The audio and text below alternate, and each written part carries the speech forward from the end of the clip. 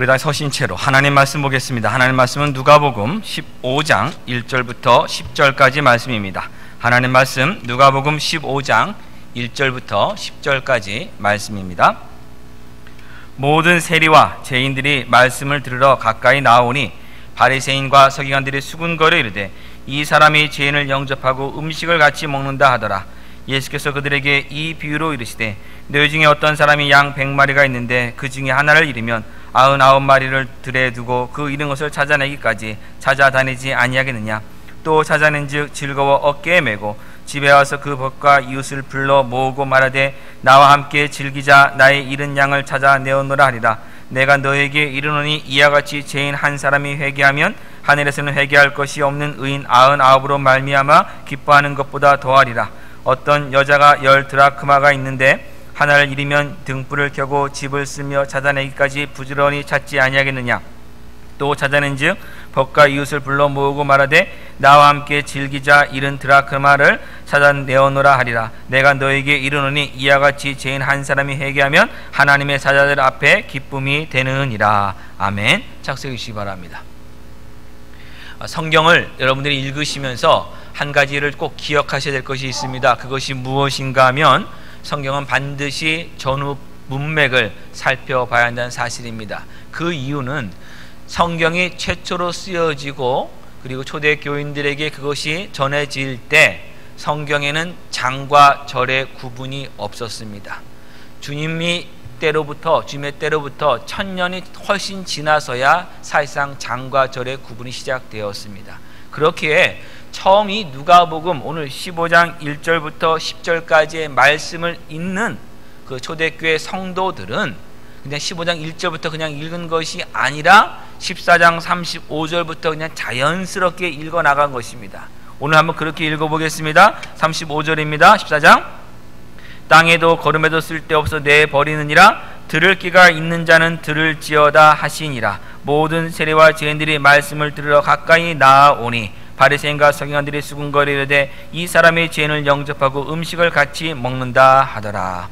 들을 귀가 있는 자는 들을지어다 한 다음에 바로 이루어지는 연결되는 말씀이 모든 세리와 죄인들이 말씀을 들으러 가까이 나아온 것입니다. 그러면 들을 귀가 있는 자는 누구를 가리킵니까? 모든 세리와 죄인들을 지금 1차적으로 가리키고 있습니다. 이들이 말씀을 들으러 나온 사람들입니다. 이와 반대로 바리새인과 서기관들은 어떻게 했냐면 수군거렸습니다. 수군거렸다고 하는 것은 말씀을 듣지 않았다는 것이고 들을 귀가 없었다는 것입니다. 들을 귀가 없었다는 것은 크게 두 가지 의미가 있습니다. 하나는 아예 들을 수 있는 능력이 없는 사람일 수 있습니다. 귀가 멀었기 때문에 들을 수 있는 능력이 아예 없는 사람일 수 있습니다. 두 번째는 안 듣겠다고 귀를 막고 있는 것입니다. 이 이야기가 나에게는 아무 상관이 없다고, 이것은 나에게는 소음일 뿐이라고 귀마개를 하고 꼭 막아놓고 있을 때는 들을 귀가 없습니다. 왜 들을 귀가 없게 됩니까?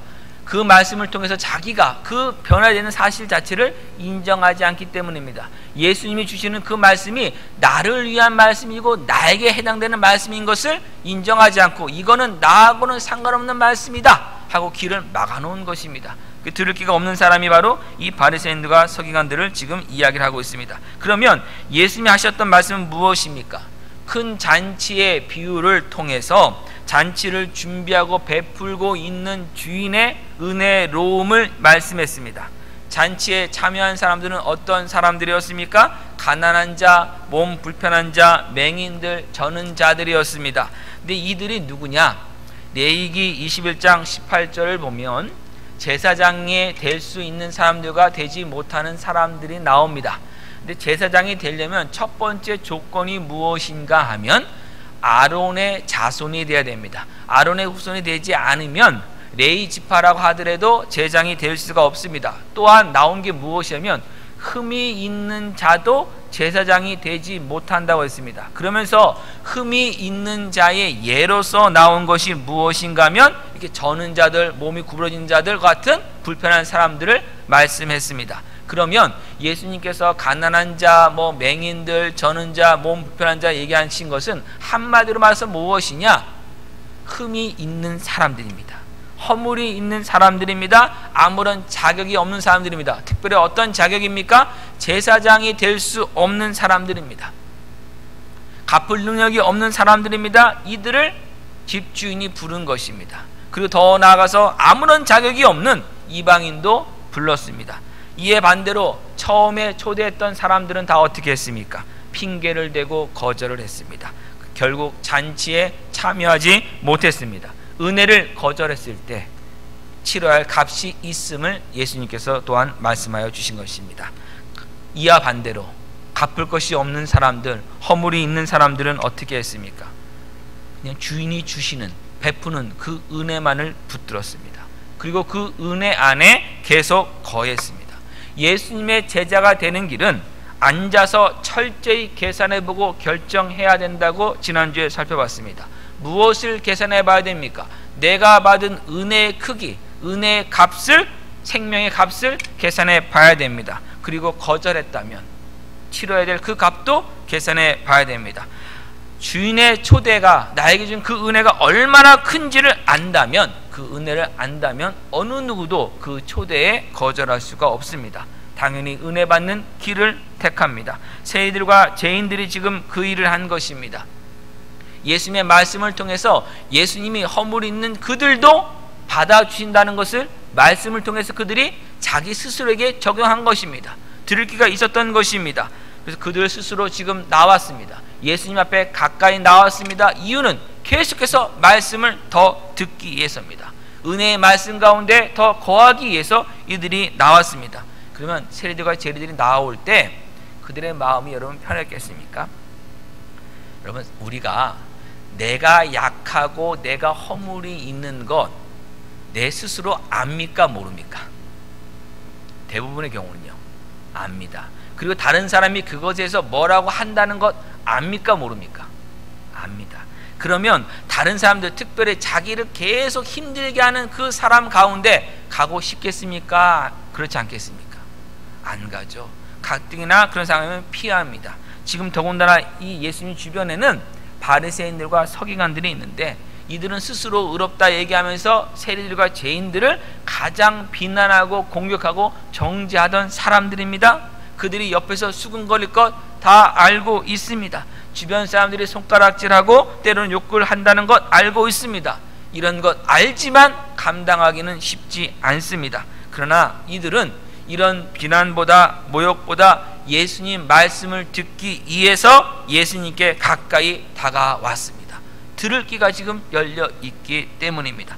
은혜가 무엇인 줄 들었고 그 은혜가 그들에게 주어지는 은혜임을 그들이 알았기 때문입니다. 예수님은 허물이 많고 죄인인 사람들을 초대하시며 함께 잔치를 베푸시는 은혜의 하나님이심을 그들이 지금 들었기 때문입니다. 저와 여러분도 마찬가지입니다. 하나님 앞에 나올 때 자존심 세우면 안 됩니다. 허물이 많고 부족함을 진정으로 인정한다면 하나님께 은혜를 더 구하며 나가야 됩니다. 그것이 허물이 많고 부족함을 진정으로 인정하는 회개이자 겸손입니다. 하나님, 저는 아직 부족합니다. 허물이 많습니다. 그렇게 하나님께 더 이상 나갈 수 없습니다. 여러분, 이것은 교만입니다. 이거는 거짓된 겸손입니다. 교만은 여러분 죄입니다. 어떤 교만입니까? 하나님의 은혜의 크기를 제한한, 내가 제한한 죄입니다. 하나님의 위대하심을, 하나님의 능력을 내 스스로 제한한 죄입니다. 하나님의 크기를 여러분들, 우리 스스로 제한할 수 없습니다. 하나님의 은혜 베푸지 못할 사람 없습니다. 하나님의 은혜가 조그만 은혜가 아닙니다. 하나님의 은혜는 허물이 아무리 많고 아무리 극한 죄를 지었다 하더라도 그 죄인을 용서하길 원하시는 은혜입니다. 이 하나님의 은혜 앞에 나와야 됩니다. 하나님, 저 허물이 많습니다. 저 부족합니다. 아직까지 이거 다 해결되지 못했습니다. 네, 그렇기 때문에 하나님 앞에 나와야 됩니다. 하나님의 은혜가 아니면 안 되기 때문에 하나님, 오늘 하나님 앞에 나옵니다. 그것이 여러분 진정한 회개이자 진정한 겸손입니다. 교회에서도 우리가 신앙생활하면서 마찬가지입니다. 때로는 스스로 합니다. 제가 이 일을, 어떤 사역을 감당하거나 할 때 저는 아직 부족합니다. 이거 하지 못합니다. 네, 알고 있습니다. 알고 있습니다. 그 일을 맡기는 분도 알고 계시고 하나님도 다 알고 계십니다. 그분이 만약에 그런 일들이 주어졌다고 한다면 하나님 저 능력 없습니다. 부족합니다. 하나님 다 아시지만 하나님이 이걸 맡기신 것은 저보고 이걸 성공하라고 맡기신 것이 아니라 이 일을 통해서 하나님의 은혜가 얼마나 더 풍성한지를 나에게 알려주시길 원하시기 때문이라는 것을 제가 믿으며 순종하겠습니다. 언제까지요? 제 힘이 다하는 그날 때까지. 그 믿음을 가지고 나오는 것이 진정한 겸손입니다. 예수님은 어떻게 하셨습니까? 모든 세리와 죄인들이 가까이 오시자 그들을 영접하시고 음식을 같이 먹었습니다. 집주인이 손님을 초대했는데 결국 온 사람들은 허물이 많은 사람들이고 보잘것없는 사람들이고 이방인들이 왔습니다. 갚을 능력이 없는 사람들도 왔습니다. 그러면 집주인이 종들을 통해서 초대해 놓고 나서 방 안에 들어간 다음에 야 음식 차려놨으니까 그냥 먹고 가게 하라 이렇게 했겠습니까? 그런 집주인이 아니었습니다. 집주인이 어떻게 한 것입니까? 그들을 영접했고 음식을 같이 먹었습니다. 이것이 집주인의 은혜입니다. 예수님이 바로 그 일을 지금 하시기 위해서 오신 것입니다. 근데 바리새인들과 서기관들은 어떻게 했습니까? 본인들이 죄인임을, 본인들이 허물이 많은 사람임을 인정하지 않았습니다. 스스로 의인이라고 여겼습니다. 그렇기 때문에 예수님의 초대에 응할 필요가 없었습니다. 스스로도 얼마든지 잔치 음식을 해먹으면 되고 해먹을 수 있다고 생각했기 때문입니다. 예수님은 이들을 위해서 비유를 말씀하셨습니다. 그것이 바로 누가복음 15장에 나오는 세 가지 잃어버린 것에 대한 비유입니다. 첫 번째는 무엇이냐면 잃은 양을 찾은 목자의 비유고, 두 번째는 잃은 드라크마 동전을 찾은 여자의 비유고, 세 번째는 잃어버렸던 아들을 되찾은 아버지의 비유입니다. 오늘과 다음 주에 있어서 계속 이 말씀을 살펴볼 것입니다. 그런데 잃은 양, 잃은 드라크마, 잃은 아들 할 때 공통점 무엇이냐면 잃어버린 상태에 있었다는 것입니다. 그럼 잃어버린 상태라는 것은 무엇이냐?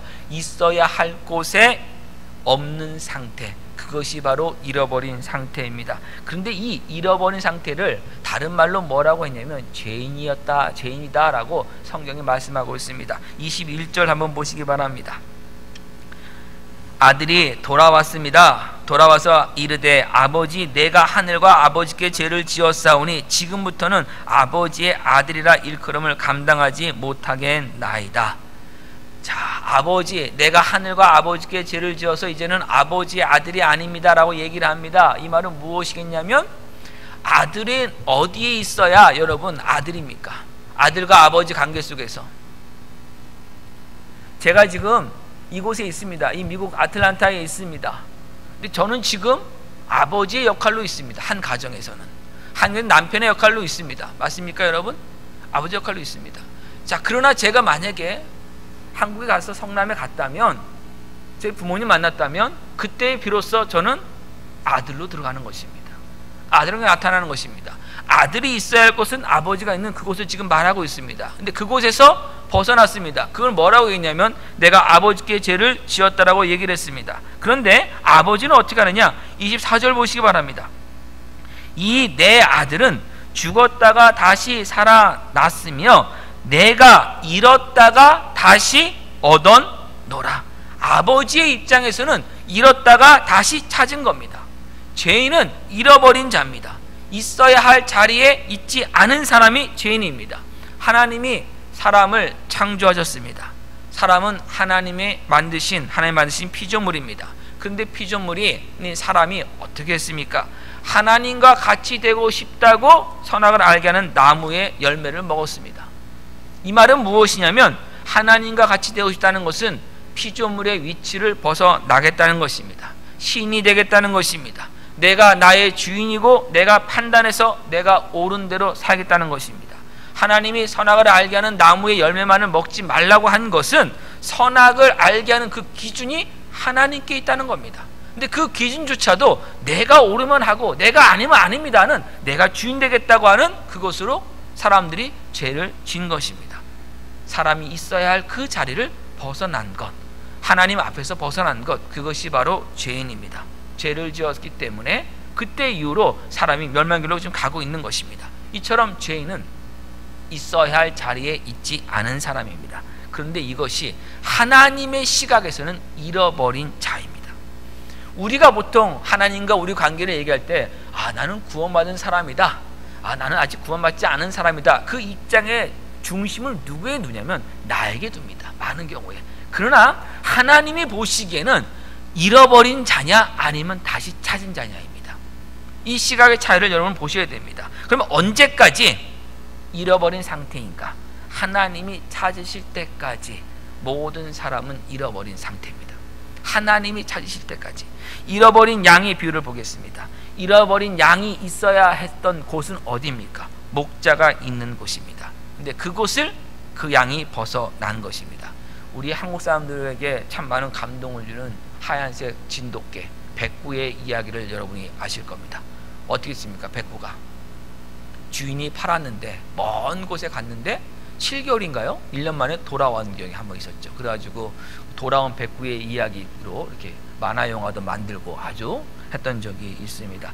백구 같은 경우는 집 나갔다가 잃어버렸다가 다시 돌아올 수 있습니다. 그런 능력이 있을 수 있습니다. 그러나 양은요, 잃어버리면 집주인에게로, 목자에게로 돌아올 능력이 없는 동물입니다.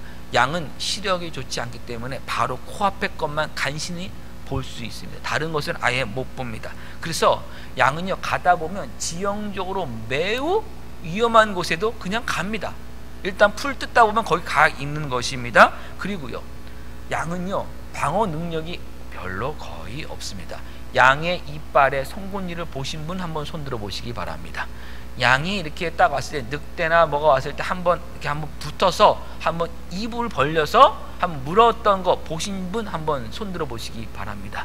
양은 늑대가 오면 그냥 조용히 엎드려 있습니다. 왜 그렇습니까? 어차피 반항해도 안 되는 거 알기 때문에 힘 빼지 말고 그냥 순교를 합니다. 양들이. 그게 보통 양의 모습 여러분 아닙니까? 그래서 양은 잃어버리면 집으로 못 돌아옵니다. 목자에게는 올 수가 없습니다. 잃어버린 동전 드라크마 한번 보시기 바랍니다. 이게요, 성인 남자 노동자의 하루 품삯입니다. 그러면은 뭐 많다 적다를 떠나서 여기는 이 여자가 10드라크마 그 정도 갖고 있기 때문에 10분의 1을 지금 잃어버린 겁니다. 그러면 전 재산의 10분의 1이면 큰 겁니다. 찾을 수밖에 없습니다. 그리고 또 다른 의미는 어떤 것이 있냐면, 당시 풍습에 결혼할 때 남편 되는 사람이 아내에게 동전 10개를 주는 풍습이 또 있었습니다. 그럼 오늘날 말하면 결혼 예물입니다. 결혼 예물을 잃어버렸으니 지금 열심히 찾고 있는 그 모습일 수도 있습니다. 아무튼 있어야 할 곳인 이 여인의 손이든 지갑이든 안전한 곳에 있지 않은 상태, 잃어버린 상태입니다. 그런데 이 두 가지 잃어버린 상태에는 특징이 있습니다. 무엇이냐면 동전, 잃어버린 동전의 입장에서 한번 생각해 보겠습니다. 잃어버린 동전이 스스로, 동전 스스로 나는 지금 주인에게 있어야 되는데, 주인의 손에 있어야 되는데 내가 지금 엉뚱한 곳에 있구나라고 동전 스스로 자기가 잃어버린 상태라는 것을 자각할 수 있습니까? 없습니까? 동전을 떨어뜨렸는데 동전이 왜 내가 여기 있는 거죠? 이 바닥에 떨어져 있는 거죠? 나는 원래 주인의 주머니에 있어야 되는데 이거 문제가 심각하네 하고서는 스스로 잃어버린 상태를 동전이 생각하는 것은 만화에서나 가능합니다. 현실에서는 불가능한 일입니다.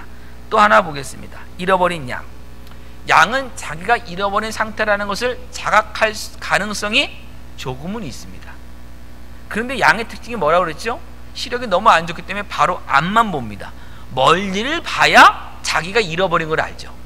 바로 앞만 보고 그냥 풀만 먹다 하다 보면 자기가 어디인지도 모르고 가는 경우가 많이 있습니다. 설령 그래서 옆에랑 어디 가다가 한번 봤는데 걔가 없구나 해서 내가 잃어버렸다는 것을 안다고 하더라도 잃어버린 양의 특징은 되돌아갈 능력이 없습니다. 아무리 설령 자각을 한다고 해도 다시 목적으로 갈 능력이 스스로에게는 없다는 것이에요. 자, 그러면 하나님과 죄인인 사람들과의 관계를 한번 여러분 보시기 바랍니다. 우리가, 저와 여러분이 예수님을 만나기 전, 예수님을 알기 전, 복음을 듣기 전에 하나님에 대한 감각, 자각이 있었습니까? 하나님이 어떤 분이신지를 그때 이미 알았냐고요. 예수님 만나기 전에. 복음을 듣기 전에 태어나자마자 어느 순간에 딱 별을 보고 하늘 보는데, 야, 절대자 창조주가 있는 것 같다. 한번 찾아보자 해갖고서는 전 세계 그런 종교서적들을 다 뒤져보니까, 야, 성경이 그래도 제일 낫구나 하고 예수 믿은 분 손들어 보시기 바랍니다. 하나님에 대한 자각이 없습니다. 죄인은 하나님께로부터 도망간 그 상태에 있는 사람은 하나님에 대한 자각이 없습니다. 하나님께서 알려주셔야만 합니다. 어떤 상태라는 것이요, 나에게서 떨어져 있다는 사실을 하나님이 알려주셔야만 스스로 죄인인 것을 알게 되는 것입니다. 또한 만약 정말 만에 하나 그 노력과 정성으로 안다고 하더라도 우리들의 노력과 그 정성을 가지고 하나님께로 돌아갈 수는 없습니다. 돌아갈 능력이 없기 때문입니다. 죄를 해결할 길이 없기 때문입니다. 그래서 요한복음 6장 44절은 분명히 말씀합니다. 나를 보내신 아버지께서 이끌지 아니하시면 아무도 내게 올 수 없느니라. 예수님 앞에 가는 것, 예수님을 만나는 것, 예수님을 믿는 것 누가 이끌지 않으시면 아버지 하나님께서 이끌어서 예수님에게로 데려오지 않는 한 우리는 예수님 알 수 없고 믿을 수 없습니다. 잃어버린 상태에서 스스로 찾아갈 수 없습니다. 항상 구원에 대해 생각할 때 우리의 자신의 입장, 사람의 입장에서 생각을 해서 내가 믿었으니 구원받았다고만 생각하기 쉬운데 하나님의 입장에서 여러분 생각하셔야 됩니다. 하나님께서 은혜로 부르시지 아니었다면, 하나님께서 이끌어주지 않았다면, 하나님께서 찾아오시지 않았다면, 하나님께서 말씀해 주시지 않았다면, 하나님께서 내 인생에 개입하여 주시지 않았다면 우리는 예수님 믿을 수 없습니다. 예수님 알 수 없습니다. 그러면 이 하나님의 우리 인생에 대한 개입과 찾아오심이 여러분 얼마나 적극적입니까? 어떻게 알 수 있습니까? 내가 예수님 믿은 것만 봐도 알 수 있습니다. 예수 믿는 게 여러분 얼마나 힘든지 아세요? 실질적으로 굉장히 쉬운 것 같습니까? 어렵습니다. 어렵습니다. 우리가요 예수님을 알게 된 그 사실만 해도요 하나님이 정말 열심히 찾아와 주신 거예요. 인생을 한번 돌이켜 보십시오. 되돌아보십시오. 예수님을 알게 된 그 계기, 예수님을 믿게 된 그 일이 얼마나 큰 기적이 내 인생 가운데 일어난 일인가 여러분 알 수 있습니다. 어떤 분들은요 삶에 여러 가지 어려움이 있다 보니까 그때서 비로소 아 내가 내 인생을 끌고 갈 힘이 없구나 하면서 절망 가운데 있는 그 사람에게 하나님이 찾아오셔서 예수 그리스도를 붙들 수 있도록 만날 수 있도록 인도하신 경우 있습니다. 그러면요 여러분 그 어려움 그 힘든 것 그것조차도 하나님이 이끄심입니다. 나를 구원하시고 하나님께서 그걸 사용하신 겁니다. 그냥 이루어진 거 아니에요. 어떤 분들은 한국에서는 절대 예수님 못 믿을 그런 사람이 있을 수 있습니다.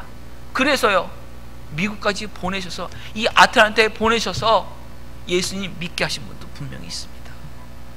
저는요 조금 이 사고방식이 때로는 좀 독특한 면이 좀 있습니다. 막 따져보는 거 좋아하고 이런 문제가 좀 제가 약간 있는 사람입니다.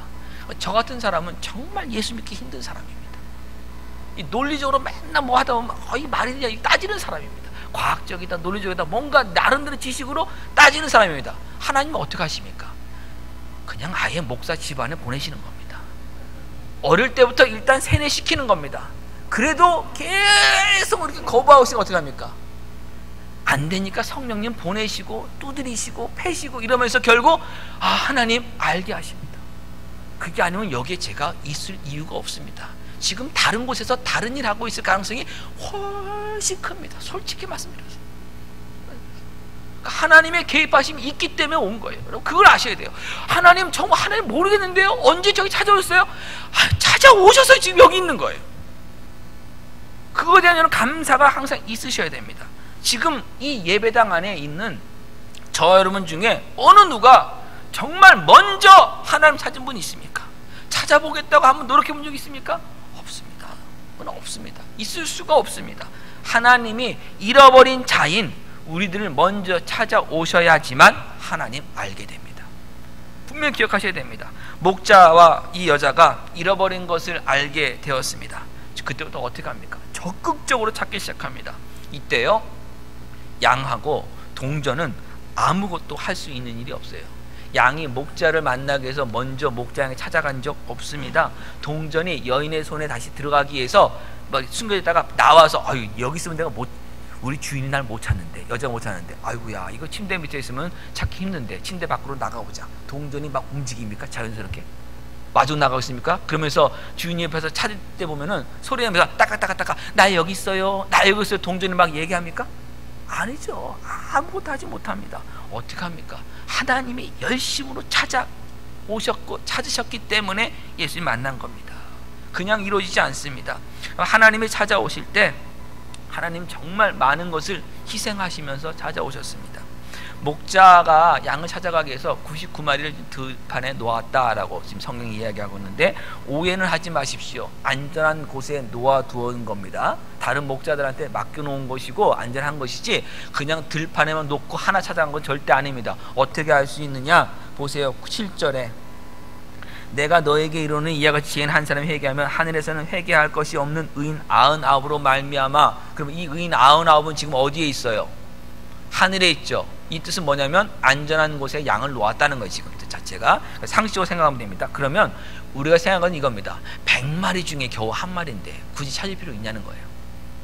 그 한 마리를 찾기 위해서 얼마나 많은 희생이 있었는지 모릅니다. 그런데 여러분, 100마리 중에 한 마리지만 목자는 찾아야 됩니다. 출애굽기 22장 10절부터 13절을 보면 목자가 해야 할 일이 있어요.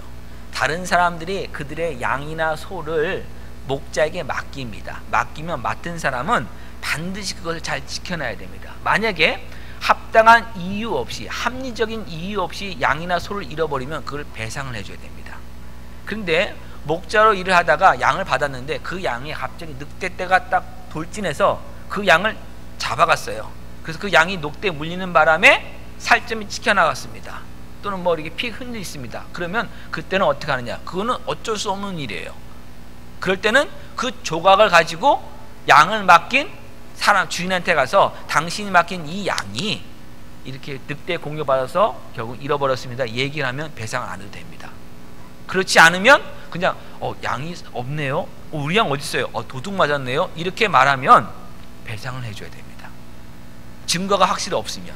그러니까 이 목자는 항상 그래서 증거를 만들어야 돼요. 잃어버린 양은 문제가 있어요. 어떤 문제가 있어요? 멀쩡히 갔잖아요. 피 흘린 흔적도 없잖아요. 아무것도 없잖아요. 그럼 도둑 맞은 거거나 아니면 쑥 나간 거거나 사라진 겁니다. 찾아서 그걸 갖다 줘야 되는 것이에요. 목자가 해야 할 일입니다. 목자의 그 명예가 그곳에 또한 달려 있습니다. 하나님의 하나님 되심이 은혜 베푸심으로 지금 계속 나타나고 계십니다. 하나님의 영광을 하나님의 은혜 베푸심으로 지금 걸고 계십니다. 하나님이 찾아오시는 거예요. 찾아러 나가시는 겁니다. 목자가 이 양을 찾기 위해서 자기의 남은 시간을 다 투자를 합니다. 쉬는 시간 투자합니다. 잠자는 시간 투자합니다. 밥 먹을 시간 다 투자를 합니다. 양이 눈에 띄는 곳에 있다면 잃어버리지도 않았을 것입니다. 어딘가 눈에 잘 안 띄는 곳에 갔기 때문에 목자는 눈에 안 띄는 곳까지 갈 수밖에 없는 것이에요. 자, 양이 위험한 곳에는 사람은 안 위험하겠습니까? 사람도 위험하겠습니까? 양이 절벽의 끝에 걸려 있으면 그곳에 갈 때 사람은 안전하겠습니까? 사람은 위험하겠습니까? 목자도 위험하죠. 양이 위험한 지형에 있으면 목자도 위험한 것입니다. 또한요, 양을 공격하는 늑대나 사자 같은 맹수를 한번 생각해 보겠습니다. 늑대나 사자를 만나는데 목자는 늑대와 사자가 안 무섭습니까? 그런 사람은 없습니다. 그런 사람, 상상력을 한번 말씀드리겠습니다. 집에 고양이가 너무 좋아서 고양이 100마리를 키우는 사람이 있는데 고양이 한 마리가 딱 도망을 갔어요. 없어졌어요. 그래서 고양이를 찾으러 딱 나갔는데 호랑이를 만났어요. 호랑이를. 그러면 같은 고양이과인데 좀 더 큰 고양이니까 아유 뭐 이렇게 해서는 쓰다듬어 주겠어요? 얼어붙겠어요? 고양이를 아무리 많이 키워도 호랑이를 만나면 무서운 겁니다. 위험한 겁니다. 예? 살기 위해서 정말 아무래도 못 살 수도 있는 겁니다. 무슨 이야기인가? 목자에게도 맹수는 다 위험하다는 거예요. 그걸 각오하고 가는 거예요. 양이 지금 있는 그곳에 가기 위해서는 이 모든 것을 다 각오하고 가는 겁니다. 여자도 마찬가지입니다. 동전 하나를 찾기 위해서 등불을 켜고 집을 쓸며 찾다. 집을 쓸며. 자, 집을 쓸며 찾는다는 게 무슨 말이겠어요? 집안을 다 뒤집어 놓은 거예요.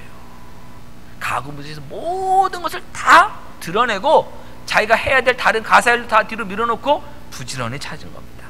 우리의 선한 목자이신 예수 그리스도께서 잃어버린 저와 여러분을 찾아오실 때 그냥 오신 거 아닙니다.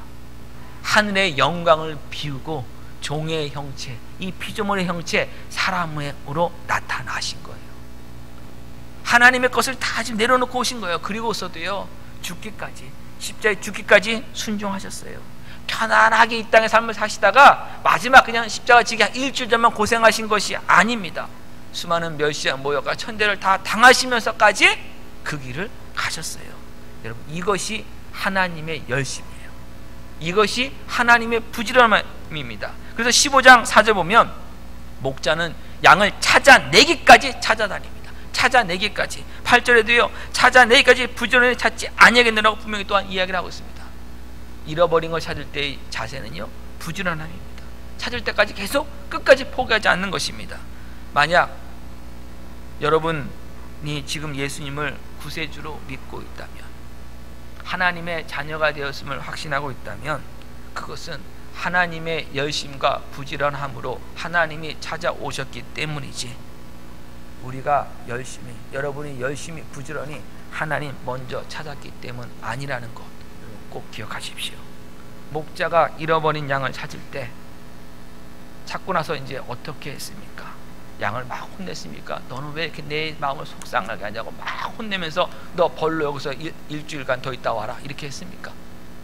아니면 목줄을 딱 맨 다음에 아이고 이놈 하고서는 그냥 질질 끌고 우리 갔습니까?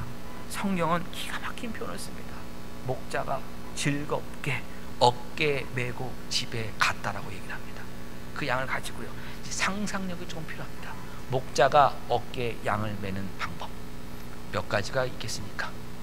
상상력을 한번 동원해 보십시오. 목자가 양을 어깨에 매는 방법 무지 많겠죠? 그러죠? 뭐 여러 가지 만들어내겠죠? 그런데 두 번째는 메고 집까지 걸어가야 돼요. 가까운 거리가 아닙니다. 가까운 거리면 잃어버리지도 않다고 그랬습니다. 먼 거리입니다. 들과 산 다 맹수를 피해서 계속 가야 됩니다. 힘든 길입니다. 힘든 길을 어깨에 메고 가려면 제일 좋은 방법이 뭘까요? 상식적으로 어떻게 매면 제일 좋을까? 양을 여러분 같으면 어떻게 매시겠습니까? 어깨 맬 때 그림 그려주세요. 저 같으면 반대되시는 분이 있을지 몰라요. 그럴 때도 과학적으로 증명하신 분들이 있는데, 그냥 일반 저 같으면 그냥 양쪽 다리를 이렇게 잡고 이러고 갈 것 같아요. 아닌가요? 목자가 지팡이 필요하니까 이렇게 한 다음에 이렇게 하고도 갈지도 모르겠어요. 중요한 건 이렇게 하고 갈 것 같아요. 그렇지 않고 이건 너무 힘들 것 같아요. 한번 보겠습니다. 이렇게 잡는다는 것은 두 다리가 다 잡혀 있는 거예요. 누구에게? 목자에게. 양은. 자, 다리가 잡혔다는 것은 무엇을 의미하겠습니까? 양의 네 다리가 다 잡혀 있다. 무엇을 의미하겠습니까? 더 이상 도망가지 못한다. 다시는 잃어버릴 일이 없다. 다시는 잃어버리지 않겠다고 하는 목자의 의지가 이 안에 들어간 것입니다. 하나님께서 저와 여러분을 구원하시기 위해서 예수님은 십자가에 못 박아 죽으셨습니다. 그런데 성경 히브리서는 분명히 말씀합니다. 예수님을 다시 십자가에 못 박을 수 없다라고.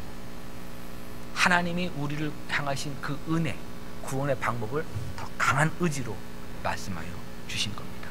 우리가 예수님을 영접하면, 구세를 영접하면 영생을 얻습니다. 구원을 얻습니다. 근데 어떤 분들은 구원이 받은 구원, 하나님 구원의 구원이 없어질 수 있다라고, 취될 수 있다라고 이렇게 이야기를 합니다. 다시 말하면 우리가 도망갈 수 있다는 겁니다. 자, 우리 요한복음 10장 말씀 보겠습니다. 요한복음 10장 28절.